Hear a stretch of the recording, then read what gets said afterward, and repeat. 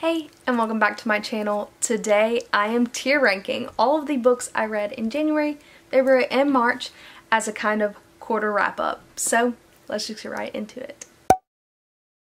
So, I am basically just going to put them in this ranking chart. These are all the books, I think, unless one got cut out. These are all the books I've read in January, February, and March. For my ranks, I have all the stars. Those are things that are like 5 stars higher, the best of the best. Then we have Chef's Kiss. They were still really good, but maybe not like top tier for me. Good, but not great. Kind of like Dance Moms. You were good, but you weren't great. Just not for me. Not that it's a bad book, just wasn't for me. And then don't even bother. Get that book away. Don't even read it. Please don't waste your time. Those are the rankings. Let's get started. So, the first one that's on here, I'm actually going to do the first book first, and that is Daughter of Smoke and Bone. I'm going to put that in good but not great. I think that I've realized that I don't love YA fantasy as much anymore as I used to. And so for the second book, Days of Blood and Starlight, I'm also going to put that in good but not great, because they were good books. I haven't finished them. I'm currently reading the last one, but they aren't my favorite, and like they don't really give me enough. Next we have The Sanatorium by Sarah Pierce. Again, I'm going to put this in good but not great. I did really like this book, but I know a lot of people don't. It is a mystery. It's going to be a series. It was good, but it wasn't like my favorite.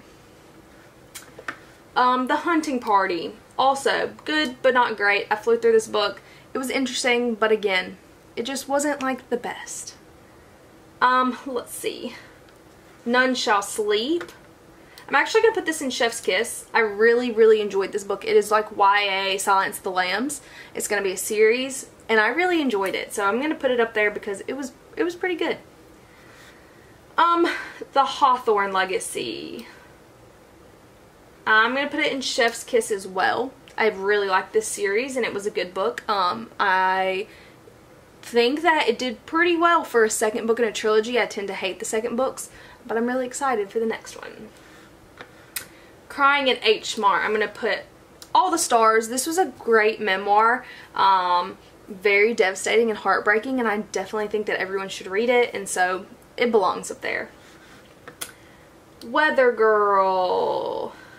Good but not great. I did like this book, but it was not my favorite romance I've ever read. I don't know. Something was lacking for me. Once Upon a Broken Heart, Chef's Kiss. I love the Caraval series. Yeah, it belongs up there. I'm really excited for this. You've Reached Sam. I'm actually gonna put this in good, not great. I did really like this book, and I know a lot of people love this book, but at the same time, it wasn't completely like the best thing I've ever read. And I didn't like the main character. I did still really like the book, but it's not just like a favorite for me. Next we have House of Sky and Breath right here, but I'm going to do Crescent City first. I'm going to put Chef's Kiss for Crescent City. I did really like the first book. It took me a long time to get into, but I think that House of Sky and Breath for me is all of the stars. That one is just, you can go watch my reading vlog with spoilers on it if you would like. I really enjoyed that. I just didn't like the first one as much. A Touch of Darkness. I'm going to put it in Chef's Kiss because I'm obsessed with this book, but I don't objectively think it's a good book. I just really liked it. So Chef's Kiss. All Your Perfects by Colleen Hoover. That's going to go in good but not great. I actually was really disappointed in this book. I thought that it would be 5 stars, and it was not.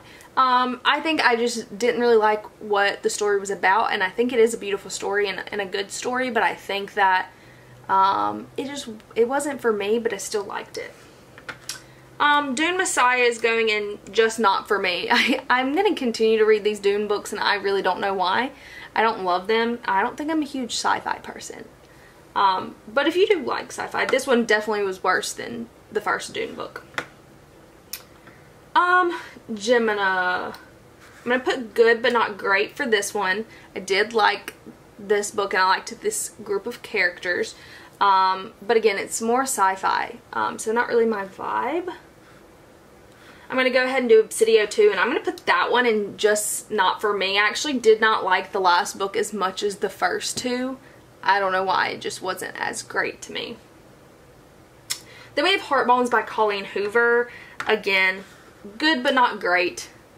I liked it, it's a good story, but for Colleen Hoover, it missed the mark for me once again. Maybe it's because I read it right after Crescent City, I don't know, but I didn't love it. If We Were Villains by M.L. Rio, chef's kiss. I would put it in all of the stars if I understood the Shakespeare references, but I didn't because I'm not a Shakespeare girly. But I did really love this book, and the ending is a shocker. Please let me know how you feel about the ending of this book. I think it is very good though. Last Night at the Telegraph Club. I'm going to put it in good but not great. Once again, I have a lot of medium tier books here. I think it's just because I couldn't relate to it. I really liked the historical aspects of this book as well, and I think it is a good book, but like for me personally, it's not like one of my favorites, so that's why it's there. Love in Other Words, and this is the new cover. I'm gonna put this in all the stars. I absolutely loved this book. I cried. It was so good. I highly recommend it. Christina Lauren is just amazing. Supermarket by Bobby Hall, aka Logic. Don't even bother. It was not good. The writing was not great. He's literally doing Fight Club, but like he should have just let Fight Club be the book that it is, and it was just weird. I read it in like 2 days, and most of that was because I just wanted to get it over with. So yeah, I didn't love this book, and I really don't think that you should pick it up. Like at all. Like I really don't know anybody who would like it. If you go to Goodreads, most people gave it like 1 star. So if that tells you anything about this book. Tinder is the Flesh. Ooh, I don't know where to put this. I did like this book. I'm gonna put it in I don't know. I'm gonna put it in Just Not For Me. It's not that I didn't like this book. I think I gave it, I don't even know how many stars I gave it. The ending was the best part of this book. It's gross, it's creepy, but it's also not really my thing, so there's no way for me to like rank it. Like I can't put it up here with Colleen Hoover because it was not that for me at all. So yeah, Cannibalism, if you're interested, it's something. Reminders of Him by Colleen Hoover. All of the stars. I love this book. I cried. I think it's a really great story. I'm obsessed with it. I literally went and got it the day it came out. So yeah, it was really, really good, and I do recommend this one. Survive the Night by Riley Sager. I'm going to put in Just Not For Me. I am going to try and read some more of his books. I think it was a good book. Don't get me wrong. It wasn't bad, but it wasn't great. And I think it had one too many plot twists, and it does not compare to the rest of these on my list. I don't know, I've read better like thriller mysteries than this book. One of my new favorite fantasy series is up next, and it's the Poppy War trilogy. I'm going to put the Poppy War and Dragon Republic under Chef's Kiss. I did like these books. I do think they're beautiful books, but there was just, it wasn't like the best of the best for me until I got to Burning God. That goes in all of the stars. I cried. I love this book. I love this series. It's one of my new favorite fantasy series. I will not stop talking about it until everyone reads them. It is pain is what it is. It is really sad, but it is also really, really good. I definitely recommend it if it is something you think you can handle, because there's a lot of violence, sexual assault, things like that are in it, but it's really good. I really love this series. 1,000 Boy Kisses by Tilly Cole will go in Chef's Kiss, because I do think that some of the writing's not great, and how young they fall in love kind of grossed me out. Also, the epilogue should have just like not been a thing. But I will say I've never cried harder or been more upset by a book in a really, really long time. Like, it destroyed me, and that's why it's as high up as it is, because I think that if a book can make me that emotional, then like it did what it was supposed to do. Down to the last couple ones. Our Violent Ends is actually the first one I read this year. I'm gonna put this in Chef's Kiss as well. I really liked this book. The ending made me really sad.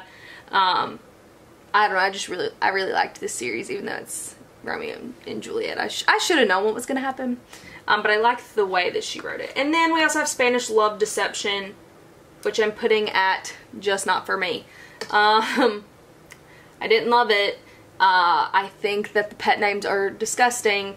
There is no character development, and I really didn't like this one compared to like some romance books I read. It wasn't good. Like, I have my whole review video about this, my unpopular opinion of it. I know a lot of people loved it, and like, no hate if you loved it, that's great, but I didn't like it. I didn't think it was a very good book.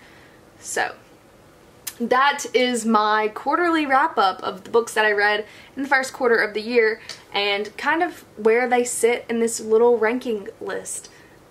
So thank you so much for watching, and I will see you in the next one. Bye.